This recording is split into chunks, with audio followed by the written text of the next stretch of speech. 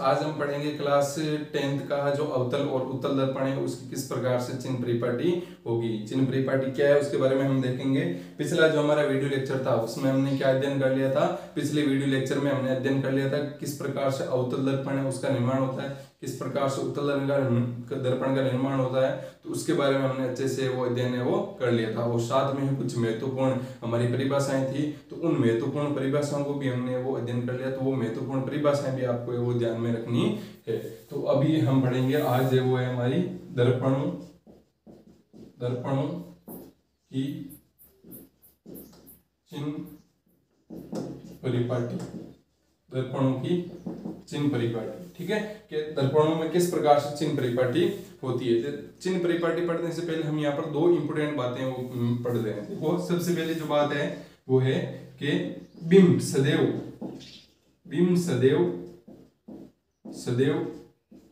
दर्पण के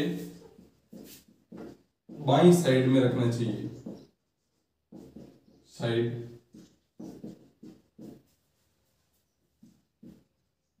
रखना है, ठीक है, रखना है, ऐसे कंपल्सरी मान लो। तो जो बिम होगा, बिम मतलब बिम कहने का मतलब हो गया वस्तु, ठीक है। जो वस्तु है ना वो हमेशा किस साइड में रखनी है, बाईं साइड में। देखो ये बाईं साइड, ये दाईं साइड, ठीक है, बाईं साइड और दाईं साइड। तो जो बिम रखेंगे जो वो हमेशा कहां पर रखेंगे, हम बाईं साइड में ही रखेंगे। जरूरी नहीं है कि हम दाईं साइड में भी रख सकते हैं, लेकिन आपको कंफ्यूजन ना हो। और जितने भी ज्यादा देखो, जितने भी आपके क्वेश्चंस आते हैं, जितने भी सारे है ना, या जाके जो भी आगे आपके आएंगे ना, वो सारे जिसमें बिम है वो बाईं साइड में रखा गया है। ऐसे कोई कंपलसरी नहीं है कि आप बाईं साइड में रखो या दाईं साइड में रखो, लेकिन आपको रखना वन साइड में, बाईं साइड में रखना हमारे लिए अभी कंपलसरी है। मतलब हमारे लिए अभी जरूरी है बिम है वो हमारा कौन साइड में होना चाहिए, बाईं साइड में होना चाहिए। कैसे होना चाहिए, तो उसके लिए देखो मैं बनाता हूँ यहाँ पर दर्पण। तो मैं मान लो बना दिया मैंने एक अवतल दर्पण। अब अवतल दर्पण में क्या होता है, उसका परावर्तक पृष्ठ है वो केंद्र की ओर वक्रित होता है। तो परावर्तक पृष्ठ कौन सा है, ये वाला परावर्तक पृष्ठ, ये केंद्र की ओर वक्रित रहना चाहिए। तो इस साइड में मैं क्या कर दूं, यहाँ पर पॉलिश कर दूं। अब देखो यहाँ पर हमारे को क्या बनाना पड़ेगा, बीच में क्या होता है, ध्रुव होता है। यहाँ पर एक काल्पनिक रेखा बना देते हैं। ये काल्पनिक रेखा होगी, इसका केंद्र कहां पर होगा, यहाँ पर नहीं होगा, यहाँ पर गोला ऐसे बनेगा तो केंद्र यहाँ पर होगा। तो ये लोग केंद्र बना दिया सी। फिर हम यहाँ पर क्या देखते हैं, यहाँ पर क्या होता है, बीच में ध्यान रखना, ये जो फोकस बिंदु होता है ना वो बिल्कुल बीच में होता है, पी और सी के बीच में होता है। ये अभी हम सिद्ध भी करेंगे आगे जब पढ़ेंगे हम तब। तो यहाँ पर आपको ध्यान रखना है, जो एफ है, एफ क्या है, फोकस बिंदु है या मुख्य फोकस है, सी वक्रता केंद्र है, पी आपका ध्रुव है। ये हमने बना लिया अभी कौन सा दर्पण, अवतल दर्पण बना लिया, ठीक है। अब देखो यहाँ पर क्या बोला गया है कि बिंब को सदैव किस साइड में रखना है, बाईं साइड में। ये बाईं साइड, ये दाईं साइड, ये बाईं साइड, ये दाईं साइड। तो मैं बिंब को हमेशा कहां पर रखूंगा, इस साइड में रखूंगा। बिंब रखने का तरीका क्या होता है, बिंब को इस प्रकार से एक लाइन बनाओ, ऊपर एरो बना दो। उसके बारे में हम अभी आगे देखेंगे यहाँ पर, ठीक है। आपको कंफ्यूज होने की जरूरत नहीं है। या जो भी यहाँ पर पीछे से जो भी प्रकाश आएगा वो भी कौन साइड से आएगा, बाईं साइड से आएगा। अब यहाँ पर अगर मैं बोलूं कि इसी के लिए, इसी दर्पण के लिए अगर मैं दाईं साइड में वस्तु रख दूं तो क्या होगा। तो मान लो मैंने वस्तु को इस साइड रख दिया, मतलब प्रकाश इस साइड से आ रहा है। वस्तु को इस साइड रखने का मतलब प्रकाश ऐसे आ रहा है, इस प्रकार से प्रकाश आ रहा है। तो प्रकाश इस प्रकार से यहाँ पर आ रहा है। अब यहाँ पर हो गया क्या, जब प्रकाश आएगा तो वो गिरेगा किस पर, वो गिरेगा रजत पॉलिश पर। किस पे गिरेगा, रजत पॉलिश पे गिरेगा। और क्या रजत पॉलिश से वो प्रकाश का परावर्तन हो जाएगा, नहीं होगा प्रकाश का परावर्तन। इसका मतलब हमें भी उसको कहां पर रखना है, हमेशा बाईं साइड में रखना है। अब आप बोलोगे इसको उल्टा कर दे तो फिर रख सकते हैं, हाँ रख सकते हो बिल्कुल, लेकिन आपको ऐसा करना नहीं। आपको हमेशा बीम है वो बाईं साइड में रखना है। बीम अगर बाईं साइड में रहेगा तो आपका परावर्तक पृष्ठ भी है वो बीम के साइड में ही रहेगा। ऐसे नहीं है कि यहाँ पर आप इस साइड में रजत पॉलिश कर दो, ऐसा करोगे तो गलत हो जाएगा आपका। तो आपको ध्यान में क्या रखना है, पहली इंपोर्टेंट बात है कि बिंब सदैव दर्पण के बाईं साइड से बाईं साइड में आपको रखना है। दूसरी जो इंपोर्टेंट बात है वो ध्यान में रखनी है कि दर्पण से दूरियां सदैव ध्रुव से मापी जाएगी। दर्पण से जो दूरियां होगी ना वो सदैव किससे मापी जाएगी, ध्रुव से मापी जाएगी। और ध्रुव कौन सा है, ये रहा पी बिंदु। मतलब आपको कहीं पर भी दूरी मापनी, दूरी मापने का मतलब क्या हुआ कि मान लो आपको यहां से इस दर्पण से इतनी दूरी पर चलना है, ठीक है, इस दर्पण से इतनी दूरी पर चलना है, या इस दर्पण से आपको इतनी दूरी पर चलना है। तो आप कहां से स्टार्ट करोगे, मान लो आपको पी और सी के मध्य की दूरी देखनी है। तो पी और सी के मध्य की दूरी देखनी है तो आप कहां से स्टार्ट करोगे, आप पी से स्टार्ट करोगे, ना कि आप सी से स्टार्ट करोगे। क्या बोल रहा हूं मैं कि आपको क्या करना है, जो भी दूरियां मापनी है वो आपको किससे मापनी है, पी से, मतलब यहाँ पर आपको है वो मापनी है, यहाँ पर आपको सी से वो नहीं मापनी है। तो इसका कारण क्या हो गया, मान लो ये एक बार के लिए मान लो ये 2 मीटर है, तो अगर मैं 2 मीटर यहां से मापूं चाहे यहां से मापो, कोई फर्क पड़ने वाला है क्या, नहीं पड़ने वाला है, लेकिन आगे पड़ेगा जब हम चिन्ह परिपाट पढ़ेंगे ना तब यहाँ पर फर्क पड़ेगा, माइनस प्लस का फर्क पड़ेगा, और कोई मान में फर्क नहीं पड़ेगा भाई, यहां से मापो तो भी 2 मीटर रहेगा, यहां से मापो तो भी 2 मीटर रहेगा, लेकिन जो इसका चिन्ह परिपाटी होती है ना तो उस चिन्ह परिपाटी के अंदर है वो मान यहाँ पर चेंज हो जाएगा। तो आपको ये भी ध्यान में रखना है कि जो दर्पण से दूरी है ना वो सदैव है वो कहां से मापी जाएगी, आपकी ध्रुव से मापी जाएगी। अब बात कर लेते हैं आगे की चिन्ह परिपाटी क्या होगी। देखो दर्पण से हमें दूरियां ही मापनी है, जितने भी आगे हम पढ़ेंगे ना, जितने भी आगे अवतल दर्पण से या उत्तल दर्पण से प्रतिबिंब निर्माण, तो उस अवतल या उत्तल दर्पण से प्रतिबिंब निर्माण में हमारे को दूरियों की आवश्यकता होगी। तो अब देखो ये अभी हम चिन्ह परिपाटी नहीं पढ़ी, अभी तो हमने केवल 2 इंपॉर्टेंट बातें हैं वो समझिए कि बिंब सदैव दर्पण के बाएं साइड में रखना है और दर्पण से दूरियां सदैव ध्रुव से मापी जाएगी, ठीक है, ये 2 बातें इंपॉर्टेंट बातें ध्यान दी। अब यहाँ पर देखो चिन्ह परिपाटी क्या होगी, तो चिन्ह परिपाटी ये होगी कि यहां पर बता देता हूं मैं, तीसरा पॉइंट मान लो कि आपतित प्रकाश की दिशा में, आपतित प्रकाश की दिशा में मापी गई दूरियां धनात्मक, आपतित प्रकाश की दिशा में मापी गई दूरियां धनात्मक व विपरीत, किसके विपरीत, आपतित प्रकाश के विपरीत दिशा में मापी गई दूरियां ऋणात्मक होती है।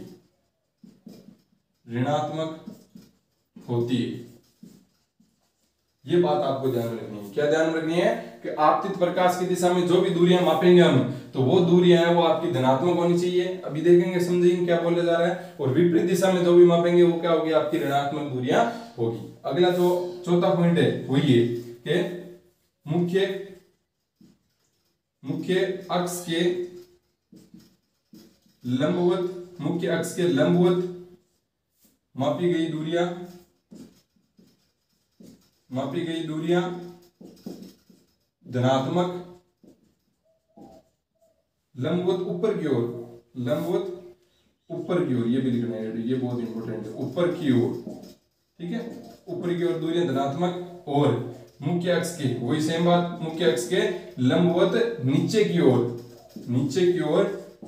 दूरियां है वो क्या हो गया आपकी, और दूरियां है वो ऋणात्मक होती है।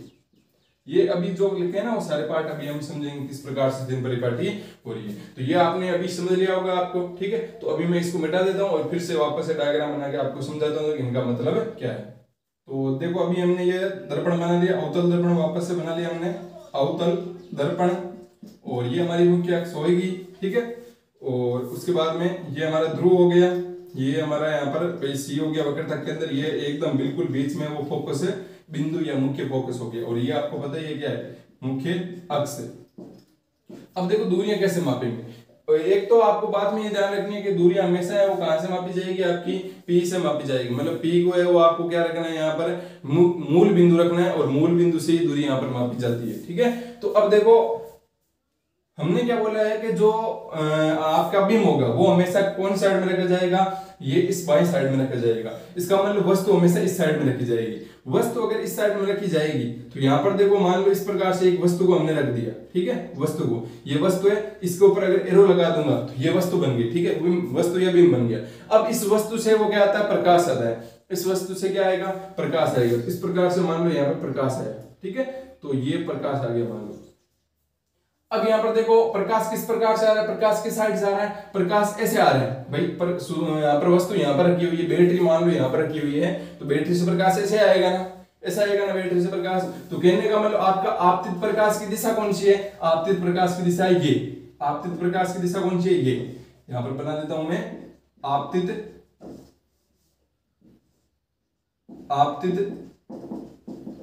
प्रकाश की दिशा, प्रकाश किरण की दिशा, ये लिख लो, ठीक है, प्रकाश की दिशा, आपतित प्रकाश की दिशा। तो अभी हमने क्या बोला है कि आपतित प्रकाश की दिशा में जो दूरियां मापी गई है वो आपकी क्या होगी, धनात्मक होगी।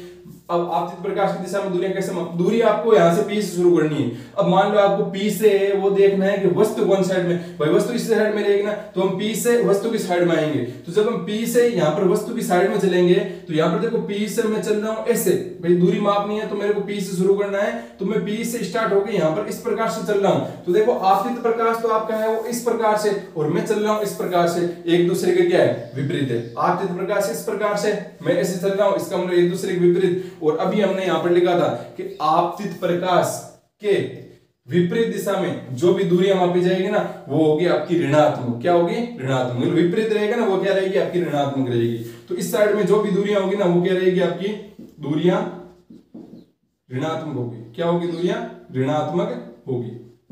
ठीक है, ये इंपॉर्टेंट बात आपको ध्यान में रखनी है। क्या होगा, आपतित प्रकाश ऐसे ही रहेगा, भाई सदैव ऐसे ही रहेगा आपतित प्रकाश। क्यों रहेगा सदैव, क्योंकि हमने फिक्स कर रखा है कि बी में वो आपका क्या कहां पर है, बी में वो आपका बाई साइड में रहेगा। तो आपतित प्रकाश ऐसे आएगा, भाई टॉर्च से प्रकाश ऐसे आएगा ना। अब प्रकाश अगर ऐसे आ रहा है, हम दूरी ऐसे माप रहे हैं एक दूसरे के विपरीत, तो वहां पर जो भी दूरी आएगी ना वो क्या लगेगी हमें, ऋणात्मक। मतलब आगे माइनस लगा देंगे और ज्यादा कोई अंतर नहीं रहेगा। ठीक है, तो आगे माइनस लगा देंगे। अब बात करते हैं कि आपतित प्रकाश की दिशा में अगर दूरी मापे तो क्या होगी। तो दिशा में दूरी मापने का, दूरी हमेशा कहां से मापते हैं, P से स्टार्ट करते हैं। तो P से स्टार्ट करो, P से चलो। तो P से आप चलोगे, कौन सी दिशा में चलोगे, आपको मान लो इस प्रकार से दूरी मापनी है। मान लो यहाँ पर कोई प्रतिबिंब बन गया, ठीक है, प्रतिबिंब बन गया, तो फिर यहाँ पर क्या होगा, मान लो यहाँ पर प्रतिबिंब बन गया, तो हमारे को दूरी मापनी है यहाँ से यहाँ तक।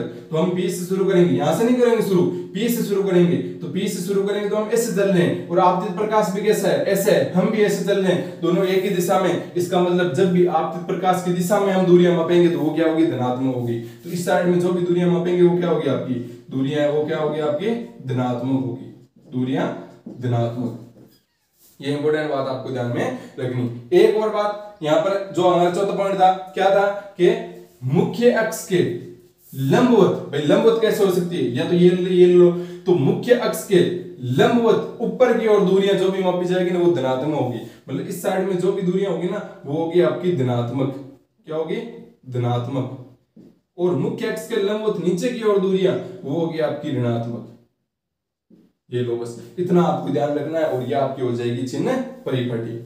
बस चार ही तो है इंपॉर्टेंट बातें। कौन सी, आपको बस ये ध्यान में रखना है, ये दिमाग में रखना है कि आपतित प्रकाश अगर जिस साइड में है, जिस साइड में हम चल रहे हैं, तो वहां पर दूरियां धनात्मक, और अगर एक दूसरे के विपरीत है तो वहां पर क्या होगा, ऋणात्मक होगा। अब देखो कुछ क्या करते हैं, कुछ के बच्चों को पूरा नहीं बताते, वो क्या बोल देते हैं कि इस साइड में, इस साइड की दूरियां नेगेटिव, इस साइड की दूरियां पॉजिटिव होगी। ठीक है, ये बोल दिया जाता है कि बाएं साइड की दूरी आपको नेगेटिव लेनी है और दाएं साइड की दूरी आपको पॉजिटिव लेनी है। भाई ये देखो, दूरियां पॉजिटिव, दूरियां नेगेटिव, ठीक है, लेकिन क्यों लेनी है भाई, किस कारण से लेनी है, तो उसका कारण ये है। ठीक है, अब मान लो आपको तो मैंने बोला अभी कि आपको जो वस्तु है, वस्तु को हमेशा बाईं साइड में रखना है। मान लो मैंने यहाँ पर ऐसा नहीं बोला है कि हम दाएं साइड में रख ही नहीं सकते, मैंने बोला हम रख सकते हैं। तो मान लो जो क्वेश्चन आए वो कभी उसने चेंज कर दिया, क्वेश्चन के अंदर उसने वो उसके द्वारा मतलब पेपर में बोल दिया जाए कि आपको जो वस्तु है वो कौन साइड में रखिए, दाएं साइड में रखिए, तब अब यहाँ पर ऐसे याद करो, तब तो आपके तो रटा रटा ही रहेगा, इस साइड की नेगेटिव, इस साइड की पॉजिटिव, आप तो गलत कर दोगे। इसलिए आपको ध्यान में रखना है, क्या है, ये वाली इंपॉर्टेंट बात ध्यान रखनी है। भाई ये याद करने में सरल है कि नेगेटिव रहेगा, इस साइड में पॉजिटिव रहेगा, लेकिन मेन कारण पता होना चाहिए ना कि भाई आपतित प्रकाश अगर ऐसा है, अगर दूरियां ऐसे माप रहे हैं, एक दूसरे के विपरीत माप रहे हैं दूरियां, इसका मतलब नेगेटिव, और एक ही दिशा में दूरियां माप रहे हैं, इसका मतलब पॉजिटिव रहेगी। और मुख्य अक्ष के लंबवत ऊपर की ओर दूरियां धनात्मक, लंबवत नीचे की ओर दूरियां ऋणात्मक। ठीक है, अब ये कौन सी दूरियां मापेंगे, तो इनके बारे में आगे वो अध्ययन है वो करेंगे। बस आपको ये चार जो यहाँ पर चिन्ह परिपाटी बताइए, ये आपको इंपॉर्टेंट है, इसको ध्यान में रखना है। जितने भी क्वेश्चंस होते हैं ना, जितने भी क्वेश्चंस वो इसी से होते हैं, चिन्ह परिपाटी से होते हैं। चिन्ह परिपाटी अगर आपको पता नहीं होगी तो आपका क्वेश्चन गलत हो जाएगा। इसलिए चिन्ह परिपाटी बहुत ही इंपॉर्टेंट है, और है भी कितने, चार ही तो यहाँ पर बातें हैं। यहाँ पर दोनों एक दिशा में पॉजिटिव, दोनों विपरीत दिशा में आपतित प्रकाश और दूरी तो नेगेटिव, और लंबवत ऊपर की ओर धनात्मक, लंबवत नीचे की ओर ऋणात्मक। तो ये आपको चार इंपॉर्टेंट बातें वो ध्यान में रखनी है। और साथ में ये भी ध्यान रखना है कि दूरी हमेशा आपको ध्रुव से मापनी है। ऐसे नहीं कि आप सी से स्टार्ट होकर पी से माप लो। जब सी से स्टार्ट होकर पी की तरफ मापोगे तो आपका आपतित प्रकाश भी ऐसे आप भी ऐसे चल रहे तो आप तो पॉजिटिव कर दोगे, लेकिन यहाँ पर दूरी नेगेटिव है ना, तो इसका मतलब ये यहाँ पर डिपेंड करता है भाई, लंबाई पर डिपेंड नहीं करेगा, लेकिन मान पर आगे माइनस होगा प्लस वो चेंज हो जाएगा यहाँ पर। भाई लंबाई तो यहाँ से यहाँ मापो तो भी 2 मीटर मान लो, यहाँ से यहाँ मापोगे तो भी 2 मीटर रहेगी, कम ज्यादा थोड़ी होगी, ऐसे थोड़ी होगा, लेकिन चिन्ह में फर्क आ जाएगा ना, तो ये आपको यहाँ पर ध्यान में रखना है। तो ये हमने पढ़ ली जो चिन्ह परिपाटी है वो, ठीक है। सेम टू सेम वही चिन्ह परिपाटी किसकी होगी, आपकी उत्तल दर्पण की होगी, उसमें भी कोई ऐसे ज्यादा अंतर नहीं है, यही है ना, ये अंतर क्या है नहीं, अंतर बिल्कुल ये ऐसे सेम टू सेम ही है। तो ये होगी हमारी चिन्ह परिपाटी।